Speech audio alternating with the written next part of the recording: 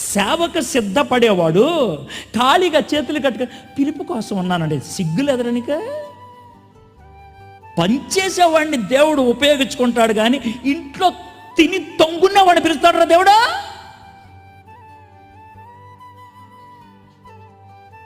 బైబిల్లో ఖాళీగా ఉన్నవాడిని ఎప్పుడైనా దేవుడు ఎక్కడైనా పిలిచాడా? మోషే మందను కాస్తుంటే పిలిచాడు, దావీదు గొర్రెలు కాస్తుంటే పిలిచాడు, గిద్యోను గోధుమలు బాగు చేసుకుంటే పిలిచాడు, మత్తయి సుంకము తీసుకుంటుంటే పిలిచాడు, పౌలు శత్రుల్ని చంపుతుంటే పిలిచాడు. పని చేసేవాడిని పిలుస్తాడు దేవుడు, తిని తొంగునేవాడిని కాదు.